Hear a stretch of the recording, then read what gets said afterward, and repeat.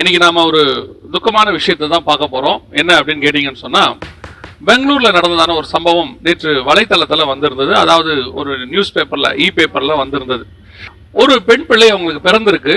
அந்த பெண் பிள்ளை அவங்களுக்கு வேண்டாம். அதனால அவங்க என்ன பண்ணாங்க அப்படின்னு கேட்டீங்கன்னா, அந்த பெண் பிள்ளைய விற்றுவிட, அதாவது ஏதாவது ஒரு நல்ல விலைக்கு வந்தா வித்துடலாம் அப்படின்னு முடிவு எடுத்திருக்கிறாங்க. அந்த பிள்ளையை யாருமே வாங்க முன் வரல. அதுக்கப்புறம் துக்கத்தோட வீட்டுக்கு எடுத்துட்டு போயிட்டாங்க. பிள்ளை பிறந்து ஒரு மாசம் தான் இருக்கு.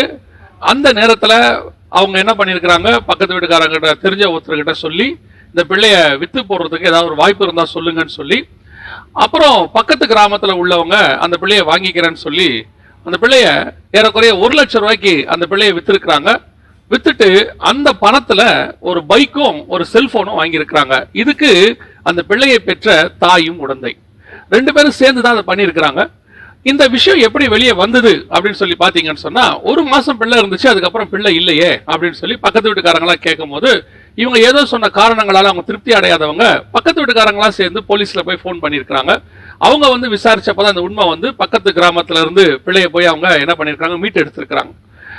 வசனம் சொல்லுது, கடைசி காலத்துல அக்கிரமம் மிகுதியாவதனால் அன்பு தனிந்து போகும் அப்படின்னு இருக்கு.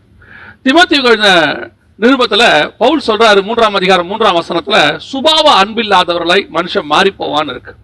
இதை விட அதற்கு வேறொரு நல்ல எடுத்துக்காட்டு இருக்கவே முடியாது. இதுக்கு முன்னாடி நம்ம பல சம்பவங்கள் படிச்சிருக்கிறோம். இப்போ இந்த மாதிரி சம்பவங்கள் வரிசையா நடந்துகிட்டே இருக்குது. என்னன்னு பாத்தீங்கன்னா, திருவனந்தபுரத்துல ஒரு அம்மா டிவி பார்க்கறதுக்கு பிள்ளை தடையா இருந்துச்சுன்னு சொல்லி கோபத்துல பிள்ளையை தூக்கி வாஷிங் மிஷின்ல போட்டு கொலை பண்ணிட்டாங்க. இதே மாதிரி திருச்சியில ஒரு அம்மா கணவர்கிட்ட செல்போன் கேட்டிருக்கிறாங்க. செல்போன் வாங்கி கொடுக்க மாட்டேன்னு கணவர் சொல்லிட்டு வேலைக்கு போயிட்டாரு. கோபத்துல பிள்ளையை கொண்டு போய் திருச்சி பஸ் ஸ்டாண்ட்ல ஒருத்தர்கிட்ட, அந்த வழிபோக்கர் ஒருத்தர், அவர்கிட்ட பிள்ளை அழகான பிள்ளை வித்துட்டு செல்போன் வாங்கிட்டு வந்துட்டாங்க. யோசிச்சு பாருங்க, கடைசி காலத்துல அன்பில்லாத தன்மை. வேதம் சொல்லுகிறது அன்பு தனிந்து போகும், போச்சு, முடிஞ்சிருச்சு. இதான் கடைசி அடையாளம் நான் நினைப்பேன். எப்பவுமே அதான் நினைப்பேன். ஆண்டவர் அழகான குடும்பத்தை உண்டாக்கி பிள்ளைகளை கொடுத்தார். இந்த குடும்பம் பிள்ளைகளுக்காகத்தான் இன்ஃப்ராஸ்ட்ரக்சர். மத்தது எல்லாமே நீங்க பாக்குற வேலை, நம்ம கிட்ட இருக்கிற எல்லாமே என்னத்துக்கு பாத்தீங்கன்னா இந்த குடும்பத்தை நடத்துவதற்கு தான் கர்த்தர் கொடுத்தார். இப்ப நமக்கு வேலைக்கு தடையா இருக்குதுன்னு குடும்பத்தை விட்டு பிரிகிறோம், சம்பாதிக்கணும்னு சொல்லி குடும்பத்தை விட்டு பிரிகிறோம், பிள்ளைகளை நல்லா வளர்க்கணும், நல்லபடியா வாழ வைக்கணும்னு சொல்லி பிள்ளைகளை விட்டு பிரிஞ்சு வெளிநாட்டுல வேலை பார்த்து நல்லா 10 வருஷம் கழிச்சு சம்பாதிச்சுட்டு அனுப்பி பிள்ளைய படிக்க வைக்கிறோம். ஆனா இங்க வந்து பார்த்தா அன்பு கிடைக்க மாட்டேங்குது. எனக்கு தெரிஞ்ச ஒரு மனிதர் தன் குடும்பத்தை வாழ வைப்பதற்காக 15 ஆண்டு காலம் வெளிநாட்டுல வேலை பார்த்தாரு. 15 வருஷம் கழிச்சு அவர் இங்க வந்து பார்க்கும்போது அவர் குடும்பம் அவரிடத்துல இல்ல, வேறொரு இடத்துல இருந்துச்சு. இந்த மாதிரி குடும்பங்கள் உடைக்கப்படுகிறது. இதுக்கு நம்ம வெறும் பிசாசம் மட்டும் காரணமா சொல்ல முடியாது. எல்லாத்துக்கும் அவன் தான் காரணம்னு வச்சாலும், ஆனால் நமக்கும் ஆண்டவர் சுய அறிவு கொடுத்திருக்கிறாரு. எல்லாமே நம்ம குடும்பத்துக்காக தான் இதெல்லாமே தேவையை ஒழிய, குடும்பத்தை வித்து, அதான் நம்ம தமிழ்ல ஒன்று சொல்லுவாங்க, கண்ணை வித்து சித்திரம் வாங்குறது அப்படின்னு. அந்த மாதிரி குடும்பத்தை விட்டுட்டு குடும்பத்துக்காக சம்பாதிக்கிறது. அநேக கணவன்மார்கள் அப்படிதான் ஓடிக்கொண்டிருக்கிறாங்க. பணம் பணம் பணம் தேவை, பணம் தேவை. எதற்காக? குடும்பத்தை நடத்துவதற்கு. நிறைய கணவனும் மனைவியும் 2 பேருமே வேலைக்கு போயிடுறாங்க. பிள்ளைகள் பாருங்க வீட்டுல அனாதையா இருக்குது, கவனிக்க முடியல. வேலைக்காரங்கிட்ட விட்டுட்டு போறாங்க, வேலைக்காரங்க அவங்களை தவறான பாதையில் நடத்துறாங்க. எத்தனையோ வேலைக்காரர்கள் பிள்ளையை தப்பாய் நடத்துகிறார்கள். அதை பெற்றோரிடத்துல சொல்ல முடியாம பிள்ளைகள் கஷ்டப்பட்டுக்கிட்டு இருக்குது. எத்தனையோ பிள்ளைகள் வழி மாறி போகுது. கடைசி காலத்துல குடும்பங்கள் உடைக்கப்படுது. தயவு செய்து சொல்றேன், பிள்ளைகள் இடத்திலும் சரி, கணவன் மனைவி இடத்திலும் சரி, பெற்றோர் இடத்திலும் சரி, அன்பு காட்டுங்கள். அன்பு தான் முக்கியம். அன்பை வித்துட்டு மத்ததை வாங்கி பிரயோஜனமே இல்லை. பாருங்க, இன்னைக்கு பாருங்க, பிள்ளையை வித்து செல்போன் வாங்குறாங்க. செல்போன் 2 வருஷத்துல கெட்டு போகும். அதுக்கப்புறம் என்ன பண்ணுவாங்க? அடுத்த செல்போன் வாங்கணும் என்ன பண்ணுவாங்க? இன்னொரு பிள்ளையை பெற்றுக் கொள்வாங்களா? பிள்ளையை வித்து பைக் வாங்குறாங்க. எவ்வளவு ஒரு அற்பமான காரியம் பாருங்க. இது பிசாசினுடைய தூண்டுதல். எல்லாமே நம்ம சொன்னாலும் கூட ஆண்டவர் நமக்கு அந்த அன்பை கொடுத்திருக்கிறார். தேவன் அன்பானவர், அவருடைய அன்பை நமக்குள்ள ஊத்தி இருக்கிறாரு. கடைசி காலத்துல பூமி கொடுமையினால் நிறைந்திருக்கும்னு சொல்லுது. இன்னைக்கு அந்த கொடுமைக்கு நேரா வந்துருச்சு. ஆவிக்குரிய பெற்றோருக்கும் சொல்றேன், கிறிஸ்தவ பெற்றோர்களுக்கும் சொல்றேன், பொதுவான பெற்றோருக்கும் சொல்றேன், குடும்பத்தை வித்து அல்லது குடும்பத்தை விட்டுட்டு அல்லது குடும்பத்தை மறந்து நீங்க வேற எதை சம்பாதிச்சாலும் பிரயோஜனமே கிடையாது. இன்னைக்கு நிறைய பேர் வேலை வேலைன்னு ஓடுறாங்க, ஆனா குடும்பத்தோட உட்கார்ந்து பேசுறதுக்கு அவங்க நேரம் இல்ல. பிள்ளைகளோட ஒரு 1/2 மணி நேரம் விளையாடுறதுக்கு நேரம் இல்ல. பிள்ளைங்க அப்படி அன்பா வந்து பக்கத்துல உட்கார்ந்தாலும் எனக்கு வேலை இருக்குது, ஆபீஸ் ஒர்க் ஃப்ரம் ஹோம், அதனால இப்போ ஒர்க் ஃப்ரம் ஹோம் பெஸ்ட், நான் இல்லனே சொல்லல, நீங்க செய்யுங்க, பிள்ளைகளுக்கு கொடுங்க. ஹோம் இல்லாம ஒர்க் பண்ணி என்ன பிரயோஜனம்? இன்னைக்கு நிறைய குடும்பங்கள் அப்படித்தான் உடைக்கப்படுது. கணவன் மனைவிகளுக்குள்ள உறவுகள் ரொம்ப பாதிக்கப்பட்டு தவறான வாழ்க்கைக்கு போறாங்க. என்ன காரணம்? வீட்டுக்குள்ள அவங்களுக்குள்ள சமாதானம் இல்லை. தயவு செய்து பிள்ளைகளை நல்லா கவனிங்க, பெற்றோரை கவனிங்க. இதே நேரத்தில் இன்னொன்னு ஞாபகத்துக்கு வருது, நான் உங்களுக்கு சொல்றேன். அதிகப்படியான ஓல்டேஜ் ஹோம்ஸ், அதிகப்படியான பெற்றோர் கைவிடப்படுறாங்க. இதுவும் நடக்குது. இதுவும் அன்பு தனித்து போவதனால ஒரு இன்னொரு அடையாளம். எத்தனை பேர் அப்படி இருக்கிறாங்க தெரியுமா உங்களுக்கு? எத்தனை ஓல்டேஜ் ஹோம்ல போய் பார்க்கிறோம். நாங்க போய் பார்த்திருக்கிறோம். திருநெல்வேலி பக்கத்துல உள்ள ஒரு ஓல்டேஜ் ஹோம்ல போய் பார்த்தபோது நடந்த சம்பவம். ஒரு தாயார் குத்தி பேதலிச்சு போய் இருக்கிறாங்க. அவங்க எப்படி அந்த ஓல்டேஜ் ஹோமுக்கு வந்தாங்கன்னு சொல்லி கேட்டபோது அங்க சொன்ன காரியம் இருதயத்தை நொறுக்குவதாக இருந்தது. ஒரு பையன் தன் தாயாரை கூட்டிட்டு வந்து ஒரு டோல்கேட்டை தாண்டி இயற்கை உபாதைகளுக்கு நம்ம இறங்குவோம்னு சொல்லி இறங்க சொல்லி அந்த தாய் இறங்கின உடனே டோர் கதவை சாத்திட்டு கார் எடுத்துட்டு போயிட்டான். அவன் போன வேகத்துல அந்த தாய்க்கு புத்தி பேதலிச்சு போச்சு. அவன் யாரு என்னன்னு கூட ஞாபகம் இல்ல. என் பையன் விட்டுட்டு போயிட்டான், என் பையன் விட்டுட்டு போயிட்டா. அது மட்டுமே அந்த அம்மா திருப்பி திருப்பி சொல்லிக்கிட்டு இருக்குது. கடைசியில் அந்த அம்மாவுடைய புத்தி பேதலிச்சு போச்சு. இன்னைக்கு இப்படி எல்லாம் உங்க பெற்றோரை நடத்திட்டு நீங்க எப்படி நல்லா வாழ்ந்துருவீங்க? கணக்கு தீர்க்கிற கர்த்தர்னு ஒருத்தர் இருக்கிறாரு.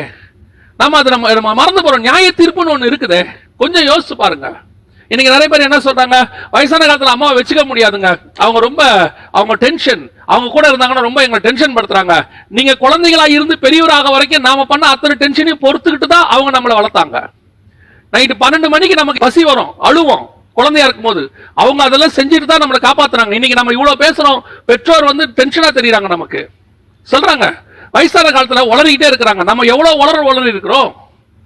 நம்மள அவங்க முதல் 20 வருஷம் பார்த்திருக்கிறாங்க. அவங்களுடைய கடைசி 20 வருஷத்தை பார்க்கறதுக்கு தான் கர்த்தர் நம்மளை கொடுத்திருக்கிறார். இது ஒரு லைஃப் சைக்கிள்.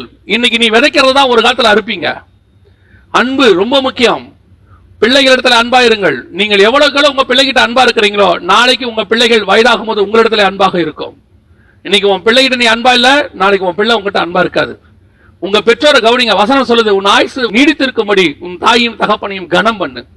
இன்னைக்கு பெற்றோரை கொண்டு போய் ஓல்டேஜ் ஹோம்ல விட்டுட்டு பெற்றோரை மறந்துட்டு நிறைய பேர் நினைச்சுக்கிட்டாங்க. வெளிநாட்டுல வேலை பார்த்துக்கிட்டு மாசம் மாசம் பணம் அனுப்பிட்டா, நான் தான் மாசம் மாசம் எங்க அப்பாவுக்கு பணம் அனுப்புறேனே. பசங்க அனுப்பிட்டா என்ன அன்பு வேணாமா? இருதயம்னு ஒண்ணு இருக்குது, அது உள்ள ஒரு தேவைன்னு இருக்குது.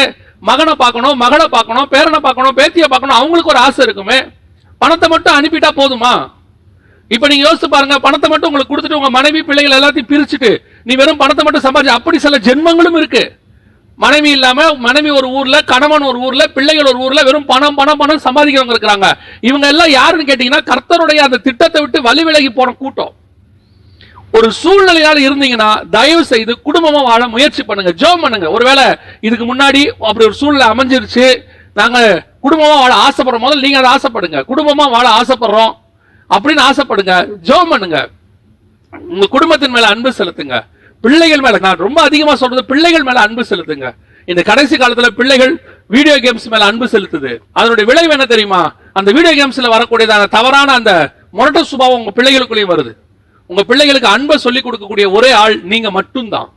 உலகத்துல வேற யார் சொல்லிக் கொடுத்தாலும் அது தப்பா இருக்கும். அந்த அன்பு தப்பா போறதுக்கு வாய்ப்பு இருக்கு. ஆனா தாய் தகப்பன் சொல்லிக் கொடுக்கிற அன்பு ஒரு நாளும் பிள்ளைகளுக்கு தப்பா போகாது. இந்த செய்தியை படிச்ச உடனே இருதயம் உடைஞ்சு போச்சு. இப்படிப்பட்ட செய்திகள் அப்படியே பாக்குறோம். பிள்ளையை கொண்டு போயிட்டு அந்த மைக்ரோ ஓவன்ல வச்சவங்களா இருக்கிறாங்க. இருக்கு, சைனால ஒரு அம்மா செஞ்சிருக்கிறாங்க. எவ்வளவு கொடுமை பாருங்க. பூமி கொடுமையில நிரம்பி ஆரம்பிச்சிருச்சு. கர்த்தர் நம்ம குடும்பத்தை கொடுத்திருக்கிறாரு. குடும்பத்துக்காகத்தான் மிச்சம் எல்லாமே, படிப்பு, சம்பாத்தியம் எல்லாம் பிள்ளைகளுடைய படிப்புக்காக. குடும்பத்தை விட்டு பிரிக்காதீங்க. இன்னைக்கு நிறைய பேர் குடும்பத்தை விட்டு பிரிச்சு படிப்பு கொடுக்குறாங்க. அன்பு தனிந்து போகிற காலம். ஃபர்ஸ்ட் ஆண்டவர் குடும்பத்தை உண்டாக்குனாரு. அந்த குடும்பத்துக்கு தான் இது எல்லாத்தையும் ரெடி பண்ணி கொடுத்திருக்கிறாரு. சோ ரொம்ப கேர்ஃபுல்லாக இருங்க. பிள்ளைகளை நல்லா கவனிங்க. வயதான பெற்றோர் இடத்துல அன்பு செலுத்துங்க. ஒரு 10 நிமிஷம் உட்காந்து பேசுங்க. ஒருவேளை அவங்க உங்க கூட இல்லையா, ஒரு 10 நிமிஷம் போன்ல பேசுங்க. யார்கிட்டயோ உட்காந்து கிளைண்ட் கிட்ட பணம் சம்பாதிக்கணும்னு 1 மணி நேரம் பேசுறீங்க. உங்க வேலையை தக்க வச்சு கொள்றதுக்கு மேனேஜர் கிட்ட சிரிச்சு சிரிச்சு 1/2 மணி நேரம் பேசுறீங்க. சம்பந்தமே இல்லாத ஃப்ரெண்ட்ஸ் கிட்ட உட்காந்து அரசியல் கதையும் கிரிக்கெட் கதையும் உட்காந்து 3/4 மணி நேரம் பேசுறீங்க ஒரு நாளைக்கு. பெத்த தாய் தகப்பங்கிட்ட ஒரு 5 நிமிஷம் கூட பேச மாட்டேங்கிறீங்க. ஏன்? உங்களுக்கு அவங்க கண்டா இப்ப போர் அடிக்க ஆரம்பிச்சிருச்சு. அவங்க மட்டும் வாலிப பிராயத்துல உங்களை பிள்ளை போர் அடிக்குதுன்னு சொல்லி தூக்கி போட்டு குப்பை தொட்டியில போனா உங்க நிலைமை என்ன? இன்னைக்கு அவங்க தியாகமா வளர்த்திருக்கிறாங்க. நான் இதை இன்னைக்கு ரொம்ப துக்கத்தோட பாரத்தோட தான் சொல்றேன். இந்த நியூஸ் எல்லாம் படிச்ச போது ரொம்ப மனசு கஷ்டமாயிடுச்சு.